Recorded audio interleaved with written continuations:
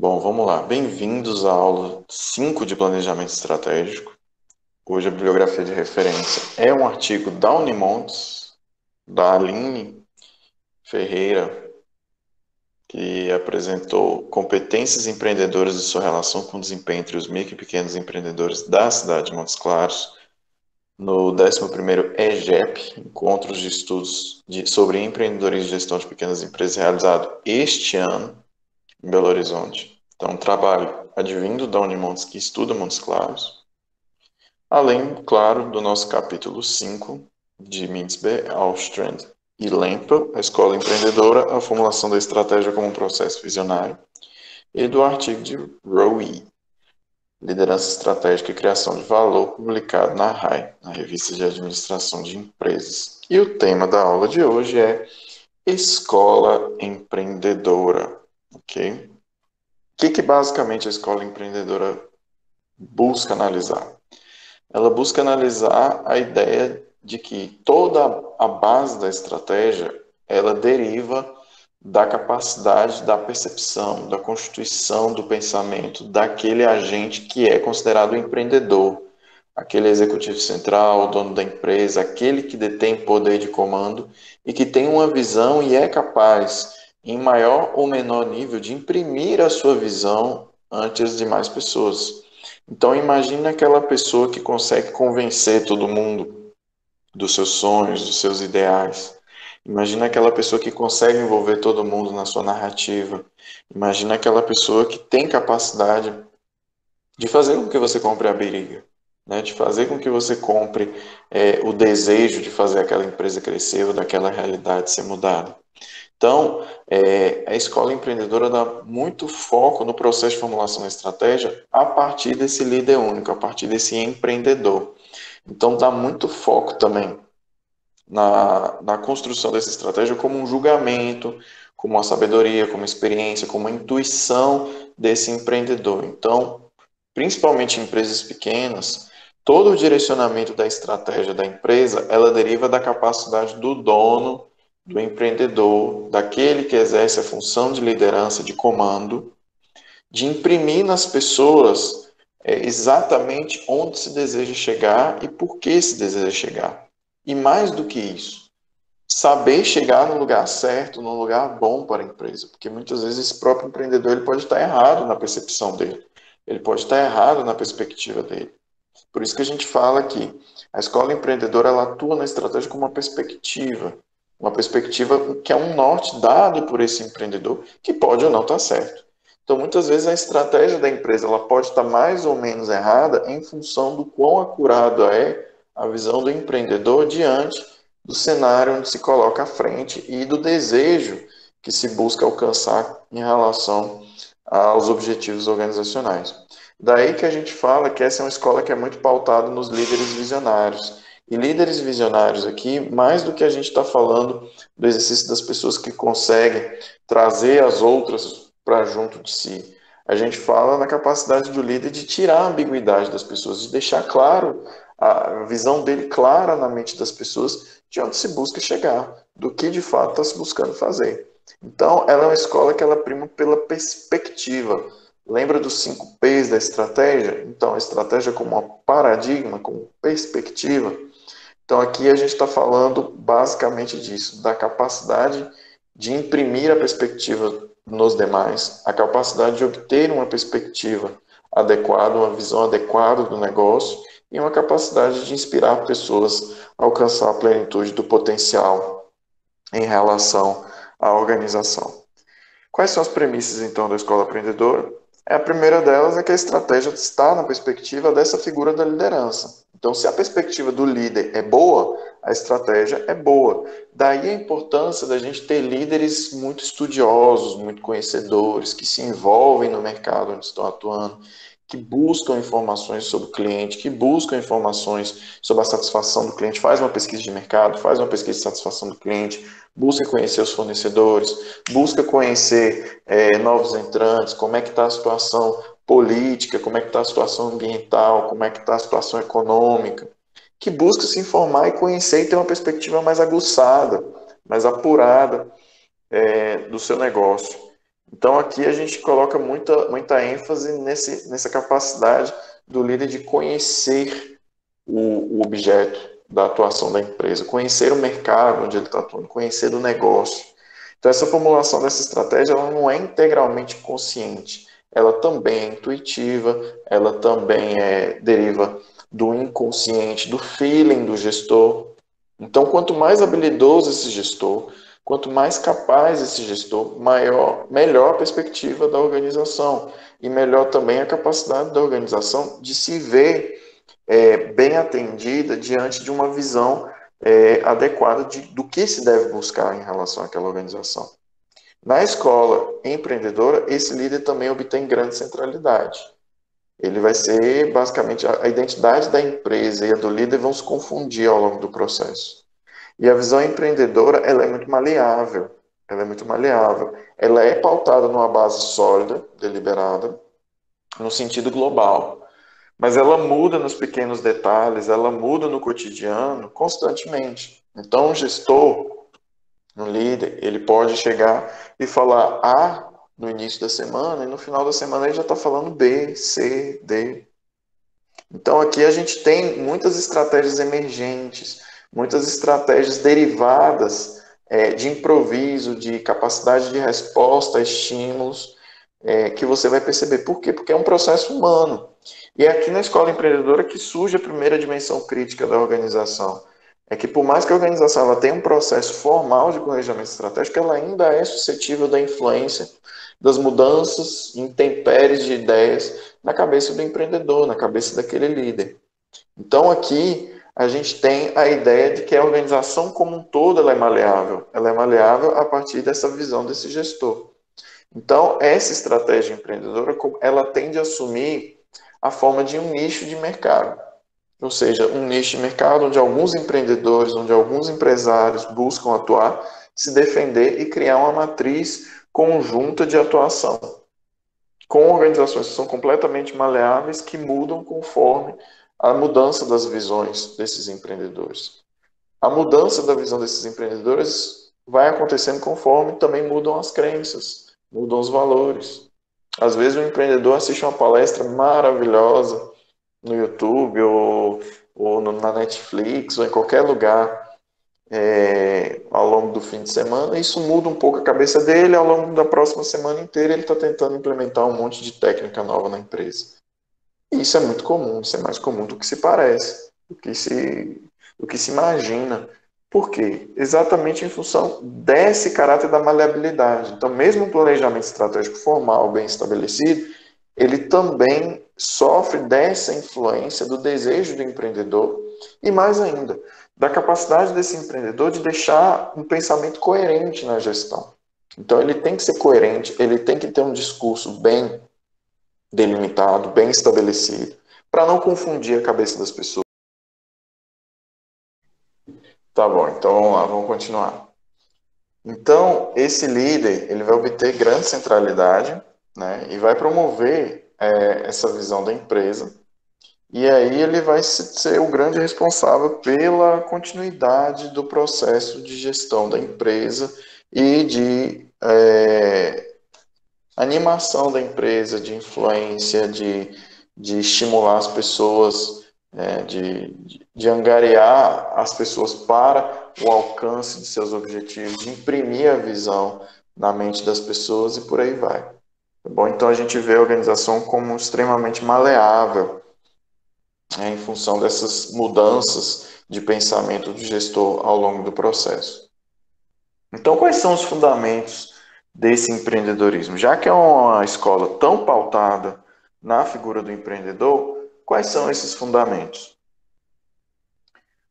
Bom, primeiro a gente vai começar com a pergunta fundamental: o que é o empreendedorismo? O empreendedorismo é um fenômeno que a gente tem visto muita romantização dentro do campo. Por quê?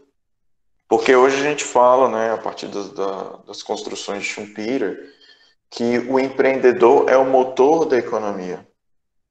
A romantização desse empreendedor como um herói, como uma figura fundamental, como uma figura essencial para o desenvolvimento da economia, que ele é o motor da economia, que ele é o agente, que é o grande herói responsável. Então a gente vê muito discurso sendo pautado pela ideia do empreendedor como essencial para o funcionamento da economia capitalista. E por que isso? Porque, basicamente, segundo a visão de Schumpeter, o empreendedor é aquela pessoa responsável pela destruição criativa. Para Schumpeter, não existe competição entre as empresas, existe a competição em relação à inovação. A sua ideia é boa até surgir uma ideia melhor. Então, quem que é o empreendedor? É aquele que executa a destruição criativa. É aquele que pega as coisas e realiza. To get things done significa isso. É aquela pessoa que executa e entrega. Essa pessoa que executa e entrega não é necessariamente um investidor, mas é uma pessoa que ela sente um desejo de mudança no mercado. É aquela pessoa que vê uma necessidade do cliente que está mal atendida. É aquela pessoa que enxerga uma oportunidade de mercado onde ninguém mais vê. Ele enxerga, por exemplo, que muitas mulheres hoje se sentem inseguras. E ele pensa, poxa, como eu poderia criar um ambiente de maior segurança para as mulheres? E aí, como que ele pode criar uma oferta que as mulheres venham eventualmente a consumir? Então, esse empreendedor é esse agente que enxerga uma oportunidade, portanto, ele é oportunista, ele tem um desejo intrínseco, né, uma inquietude intrínseca, uma vontade de realizar as coisas, de ver as coisas acontecendo, de ver as coisas mudando, e ele tem vontade de transformar o ambiente que ele vive, né? E pelo fato dele ter essa vontade de transformar o ambiente no qual ele está inserido, ele vai buscar os meios para entregar essa mudança, para viabilizar a existência dessa mudança, principalmente por meio da constituição de empresas, por meio da constituição de novas ofertas. Então, o empreendedor não é um investidor. O investidor é um agente que está buscando retorno. Então, nem sempre esse empresário é o dono. Nem sempre esse empresário, esse empreendedor, perdão, ele é o dono. Nem sempre esse empreendedor, ele é aquela pessoa que está abrindo a empresa. Ele pode ser aquela pessoa que é o empregado. Por quê? Porque é aquela pessoa que está vendo a coisa e ele quer fazer uma mudança, ele quer gerar uma mudança, ele quer gerar alguma coisa importante para a organização. Ok? Ele quer gerar uma mudança factível. E por isso, então, que a gente não pode falar só do empreendedor nessa visão tradicional, nessa visão corriqueira que a gente tem, daquela pessoa que abre a empresa. A gente pode falar de intraempreendedores, a gente pode falar de empreendedorismo no serviço público, a gente pode falar, claro, do empreendedor como fundador da empresa, aquele que surge para gerenciar o negócio, para gerar uma mudança, para mudar o mercado. Claro que a gente pode falar, mas não é só ele. Porque empreendedorismo não é uma questão de quem vai abrir uma empresa ou quem não vai abrir uma empresa. É muito uma questão de conduta, é muito uma questão de comportamento do agente. Por isso que a gente não pode enxergar o empreendedorismo de uma forma superficial, né? A gente não pode enxergar o empreendedorismo de uma forma simplesmente corriqueira. O empreendedorismo é muito mais do que isso. Diz respeito à inquietude do sujeito, à sua vontade de transformar a realidade. Ok? A partir do desenvolvimento, né, do empreendedorismo como uma conduta, a gente tem vários modelos prescritivos que falam quais são as condutas empreendedoras, né, quais são as condutas empreendedoras e quais são também as características desse empreendedor. Um dos modelos mais conhecidos dentro do campo da gestão é o das características empreendedoras de McClelland, que é o conjunto de características, que é o conjunto de realização, de planejamento e de poder.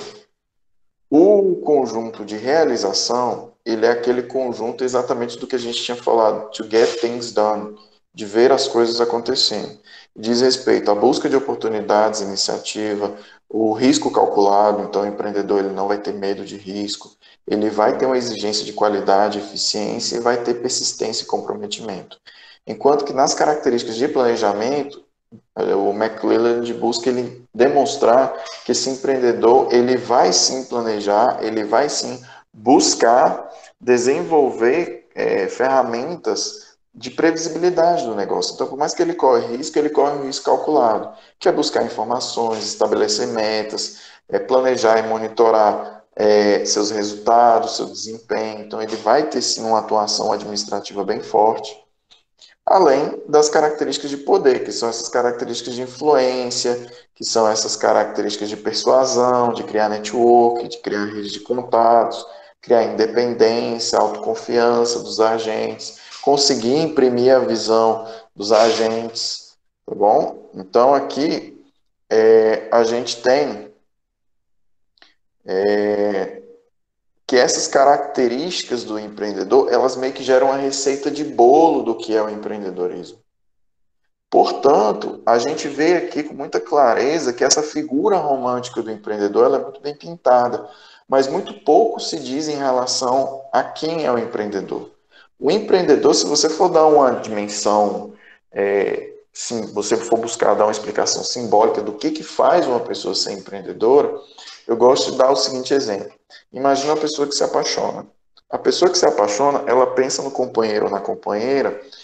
É a primeira coisa que ela pensa quando acorda e é a última coisa que ela pensa quando ela dorme. Então, cria-se um senso de obsessão. Então, essa ideia da paixão, de você estar obcecado por algo, ela é uma ideia que ela é muito presente no empreendedorismo. Por quê? Porque a pessoa enxerga propósito naquilo. Ela enxerga que aquilo é bom. Ela enxerga que aquilo dá sentido para a vida dela. Eu gosto de fazer isso. Eu faria isso ainda que fosse de graça. Eu quero mudar essa realidade. Então, pelo fato daquilo fazer muito sentido, daquilo ser muito importante, daquilo criar propósito, a pessoa se sente compelida, ela é quase um dever íntimo dela tentar mudar isso. Então, cada sujeito, cada ser humano, ele tem aquilo que desperta nele algo empreendedor, algo que faz ela acordar feliz e com vontade de fazer aquilo. Entende? Então, por isso que a gente fala que esse empreendedorismo, ele é de uma natureza dessas pessoas que conseguem converter essa energia vital para algo produtivo em termos de trabalho. Então, são pessoas que vão, no ambiente de trabalho, ser extremamente motivadas, buscar convencer outras pessoas, tentar levantar o moral de outras pessoas, tentar imprimir a sua visão. São ser pessoas criativas, pessoas que têm ideias boas o tempo todo em relação ao trabalho, ao cotidiano da empresa, à entrega, à oferta de valor da empresa, e por aí vai. Tá? Então, esse empreendedorismo, essa característica empreendedora, é basicamente uma receita de bolo que ela é muito famosa, em função desse exercício teórico do McClelland, mas também não é determinista, não é uma lista fechada. A gente pode pensar em todas as características dessas pessoas que se sentem obcecadas e compelidas a buscar um propósito na vida. Tá? Então, o empreendedorismo ele não é simplesmente ser o bambambam, ou ser aquela pessoa que tem todas aquelas características boas. Empreendedores muitas vezes são obsessivos, são psicopatas, são pessoas extremamente assediadoras. Também podem ter essas características. Não estou falando que todos são, mas também podem ter essas características. Podem ser pessoas arrogantes, podem ser pessoas cheias de si. Então, não é uma questão só do empreendedorismo ter coisas boas e ser romantizado.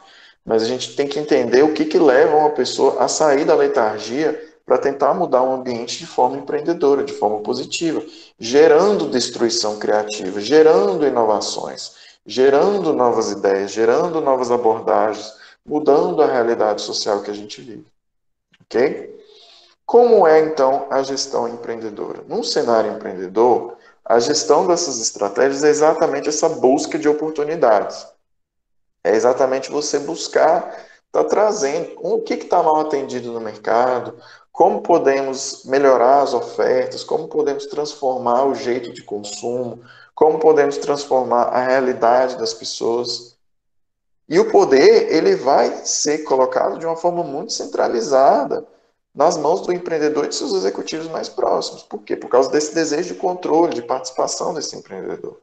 Então, essa geração da estratégia vai derivar de grandes saltos, insights, ou momentos de catarse desse gestor empreendedor que vai dar esses pulos, né, para frente em situações de grandes incertezas. Ele teve a ideia, então vamos implementar. Então vamos implementar e vamos ver o que acontece. E aí o crescimento vai ser sempre a meta dominante. Sempre vamos estar crescendo, buscando ter mais lucro, ter mais desempenho. Por isso que você vê os empreendedores, principalmente no início da curva, né, do ciclo de vida da empresa, sempre focados em crescimento de vendas, vendas, finanças, vendas, finanças, vendas e finanças. Por quê? Pensando em modelar o negócio dele para que ele consiga gerar resultado rápido. Então, essa necessidade de realizar, de entregar, de ver acontecer, de ter resultado, ela é constante no empreendedor, logo na empresa. Então, são ambientes que tendem a não ficar encostados ou estagnados, porque sempre o empreendedor está fazendo intervenções, sempre está criando algo novo, uma ferramenta nova, uma técnica nova, uma loja, uma nova sede. Sempre você vai ver o empreendedor tentando dar esse salto para frente, fazendo a empresa, tentando fazer a empresa andar, tentando enxergar a visão dele realizada. Então, a gestão empreendedora é aquela gestão que ela não cai na zona de conforto. Ela é uma gestão que ela está sempre mudando, que ela está sempre se aprimorando ao longo do processo. Ok? E como que acontece a liderança empreendedora? Então, a gente viu o que é o empreendedorismo, as características do empreendedor e como se dá a gestão empreendedora. Então, o nosso próximo ponto aqui agora é como acontece a liderança empreendedora. Você provavelmente já viu grandes empresas apresentando um mito fundador da empresa. O que é o mito fundador da empresa? Todas as vezes que você vai lá na Merck, que você vai lá na Lafarge, que você vai lá na Alpargatas, na Novo Nordisk, que qualquer outra empresa, Johnson Johnson, se você vai na Nestlé, você vai encontrar no institucional ou no histórico da empresa a história de seu fundador. A história daquele agente que, contra tudo e contra todos, encarou momentos de dificuldade para ver o seu sonho realizado. E aí ele conseguiu prosperar e, de repente, encarou uma grande crise. Mas no momento da crise veio, então, a grande superação. Você provavelmente já viu algum mito assim em relação às empresas. Basicamente, o que é isso? É a criação do simbólico de um mito de um agente que merece a sua confiança enquanto empregado, merece a confiança da sociedade enquanto alguém que oferta. É criando exatamente a figura do herói. A gente teve, mais recentemente, a figura do Luciano Heng, que é dono da rede Avan. Ele é tão um exemplo disso que recentemente ele já criou um boneco, né, que eu não sei o nome desse boneco, ele criou um boneco da versão dele super-herói, se eu não me engano é Capitão Brasil. Ele criou um boneco dele na versão herói. Então, é exatamente essa romantização que a gente percebe com muita clareza de que, olha, são empreendedores tentando mostrar a essencialidade do seu papel na sociedade. Compre comigo, aceite a minha oferta, porque ela é confiável, porque eu sou uma pessoa heróica. Trabalhe muito para mim. Trabalhe com devoção, porque nós aqui estamos fazendo algo bom. Então, basicamente, esse é o mito fundador. E lideranças empreendedoras, elas são muito boas nisso, de envolver pessoas na narrativa, de envolver pessoas na historinha. E envolver pessoas falando que, olha, eu estou fazendo parte de algo grande aqui, eu estou fazendo parte de algo bom, algo que transforma vidas, algo que é bom para a sociedade. Então eles usam narrativas envolventes, dramáticas, criam tramas, criam inimigos virtuais, criam inimigos imaginários que estão ameaçando a empresa, os negócios. E aí eles manipulam com esse maniqueísmo mesmo, né? Por isso que eu falei da psicopatia, com esse maniqueísmo, ele vai levando as pessoas a comprar a narrativa para envolver as pessoas pelo seu traço emocional, afetivo, teatral, performático e por aí vai. Então, a liderança empreendedora é uma liderança muito espetacular, é uma liderança muito voltada para envolver as pessoas e fazer as pessoas se sentirem completamente extasiadas de estar participando daquilo. Assistam o filme O Lobo de Wall Street. Vejam então como Jordan Belfort ele fazia esse trabalho de deixar as pessoas completamente em êxtase no momento da venda, tá bom? Então, esses líderes empreendedores eles são classificados em três categorias, tá? Três categorias. É um líder empreendedor visionário, ele é um líder empreendedor gerencial ou é um líder empreendedor estratégico. O líder empreendedor visionário é aquele líder que ele é aquela pessoa difusa, que é aquela pessoa extremamente criativa, imaginativa, envolvente, que cria muitas ideias, que gera muito insight, que consegue envolver as pessoas, que consegue ter um carisma grande, consegue difundir sua visão, consegue imprimir nas pessoas um senso de ambição, exerce influência, só que ele tem baixa capacidade de realização. Já o líder gerencial é justo o oposto do visionário. Enquanto que o visionário ele tem uma visão, uma capacidade de mundo, de conversar com as pessoas, o gerencial é aquele líder que ele é mais restrito, ele é menos criativo, menos imaginativo e ele vai ser voltado muito à dimensão da entrega. Ele vai ser muito voltado à dimensão da rotina, dos procedimentos. Ele entrega resultado. Então é aquela pessoa que não fica criando muito, conversando muito, discutindo muito. Ele tem um perfil mais de chefia. Então, o que, que ele é capaz de fazer? Ele é capaz de entregar. Então, ele recebeu um objetivo, ele identificou um objetivo, o que, que ele vai lá fazer? Ele vai lá, estabelece os métodos, as rotinas, os agentes, os recursos, ele cria um cronograma, começa a controlar, começa a obter resultados, a monitorar as ações e consegue fazer o resultado de entrega, sendo nem sempre aquela pessoa inspiradora, às vezes aquela pessoa que cobra mesmo, às vezes aquela pessoa chata. E esse líder gerencial, essa chefia, ele é tão importante quanto o líder visionário, porque se o visionário gera ideias, o gerencial concretiza essas ideias. Agora, a terceira categoria, né, é a do líder estratégico. E essa é considerada a somatória das outras duas. Então, um líder estratégico de fato, ele consegue criar equilíbrios contingencialmente dentro da organização entre o que é aquilo de ser visionário e aquilo de entregar. Aquele momento de envolver as pessoas na narrativa, de criar discurso, de gerar ideias e aquele momento de cobrar. Aquele momento de saber organizar, planejar, criar um projeto, entregar esse projeto, gerar resultados conforme desejado. Esses sim vão ser os líderes estratégicos das organizações. Cada um desses estilos tem importância dentro do ambiente organizacional. Agora, o ambiente organizacional tem que estar aberto a esse tipo de liderança empreendedora, porque muitas organizações contratam pessoas para ocupar cargos de liderança pensando na liderança gerencial. Se você, por exemplo, é um líder estratégico que gera ideias, gera influência, ou é um visionário que é extremamente criativo, se você for contratado por uma empresa para ocupar uma posição de supervisão de trabalho, por exemplo, não se espera que você seja tão imaginativo, se espera que você entregue. Então, talvez o que se espera é que você seja líder gerencial. Agora, dependendo do cargo, se você é um projetista de empresa que visa trazer inovações e melhorias, talvez uma liderança visionária te seja mais adequada.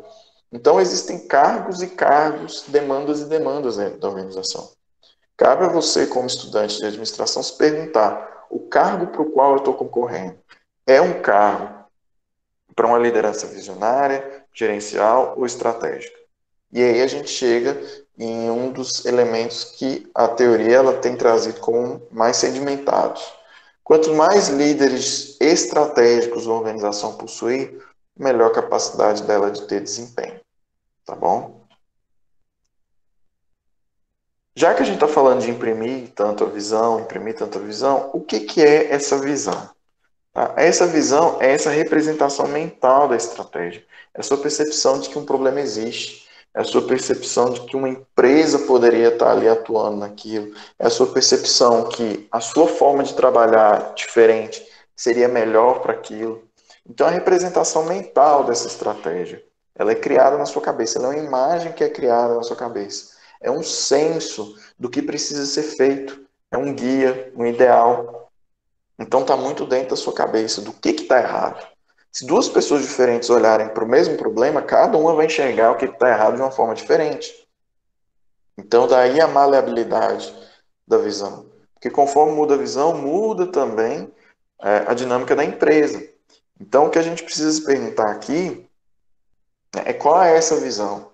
Então é mais uma imagem do que um horizonte adequadamente limitado. Cabe a esse líder, né, visionário, saber traduzir essa visão, esse horizonte, para termos práticos.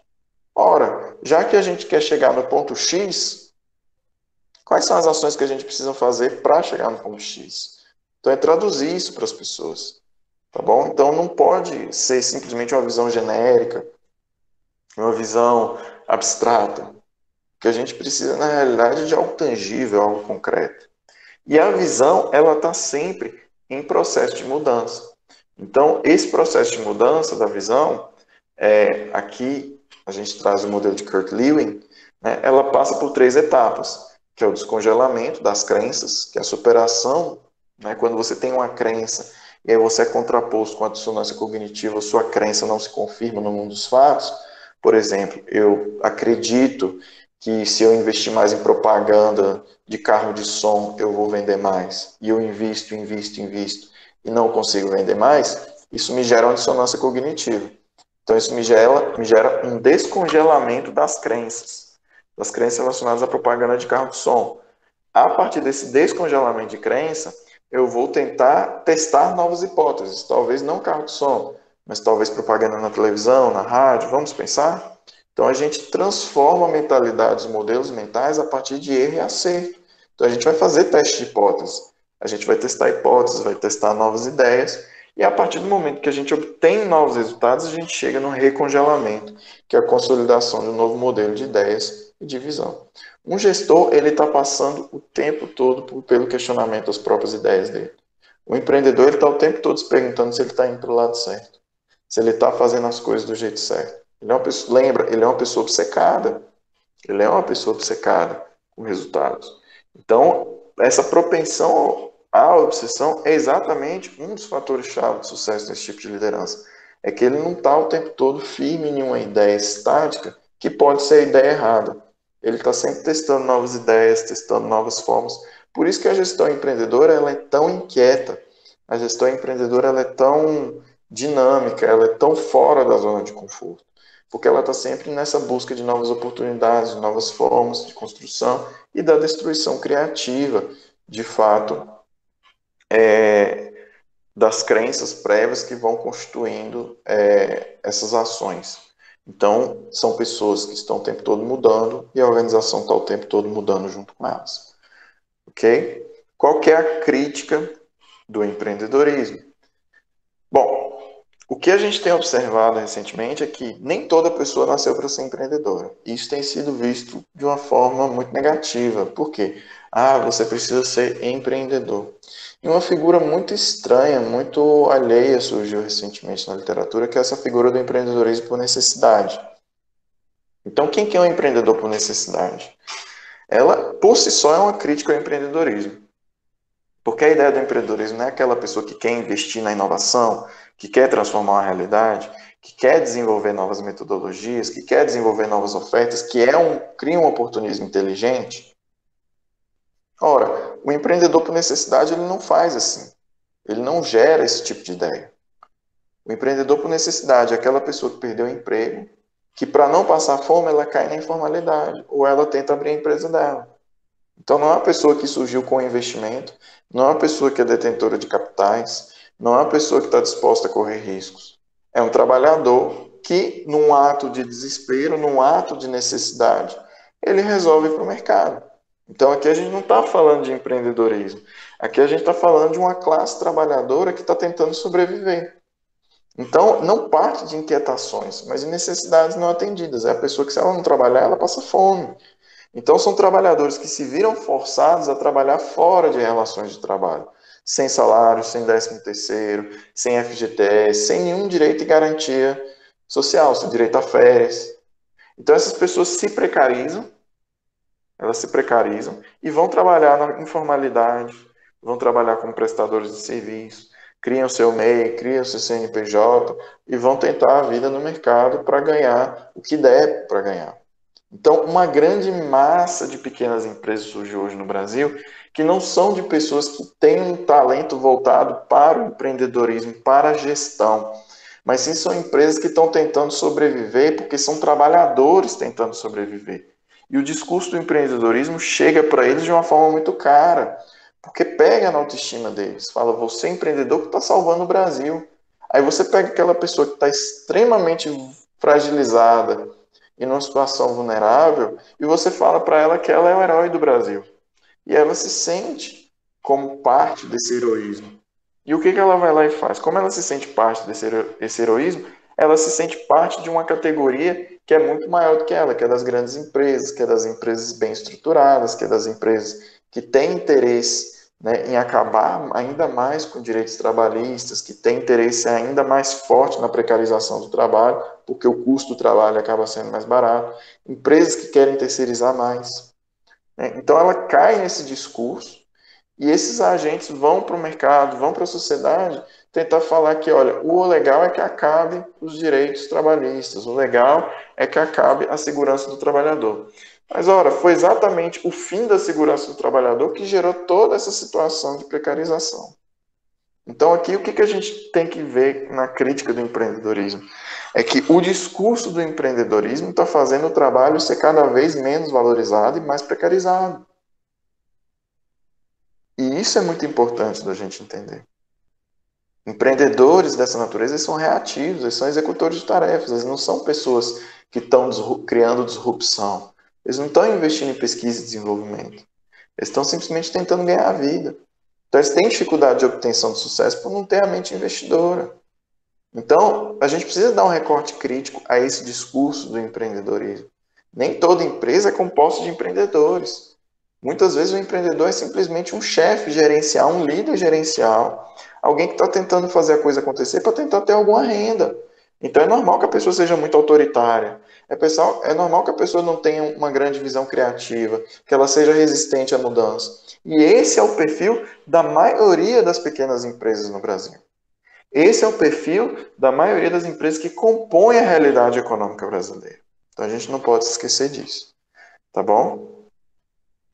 Então, as críticas à escola empreendedora é a gente não romantizar demais a figura do empreendedorismo e não esquecer que essa estratégia gerada exclusivamente pela idiosincrasia de uma pessoa, ela é totalmente confiável, ela é totalmente é, ela é totalmente robusta para garantir resultados de uma empresa.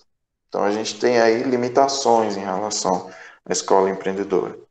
Então é isso. Eu abro para as dúvidas agora e discussão e agradeço então, encerrando essa parte de exposição teórica.